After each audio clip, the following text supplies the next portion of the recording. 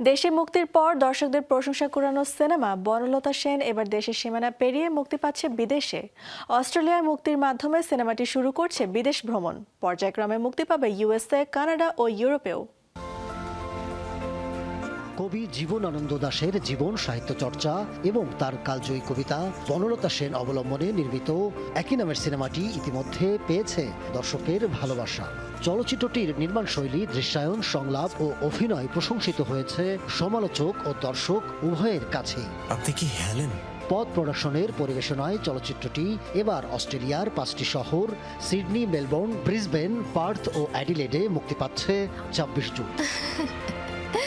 দেশের প্রেক্ষাগৃহে মুক্তির 1 মাসের মাথায় প্রবাসী দর্শকদের জন্য এই সুখবর দেন নির্মাতা মাসুদ হাসান উজ্জ্বল।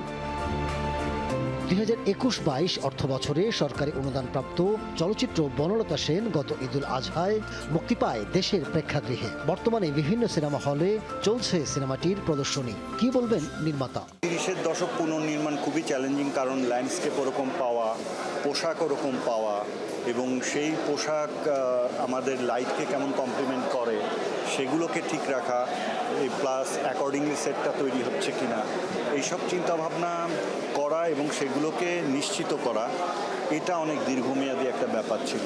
সিনেমাটিতে অভিনয়ে রয়েছেন খায়রুল বাশার, মাসুমা নামিলা, সোহেল মণ্ডল, নাজিবা বাশার, প্রিয়ন্তী উর্বি, রূপন্তী আকিদ, শরীফ সিরাজ সহ অনেকে। সিনেমা শেষে সবাই হাততালি দেয়, তো এটা যে কত একটা ভালো লাগার, কত অনুপ্রেরণা যোগায়।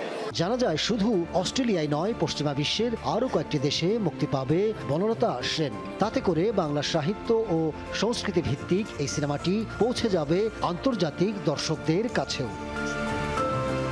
Ahmed Tauquir, showbiz tonight.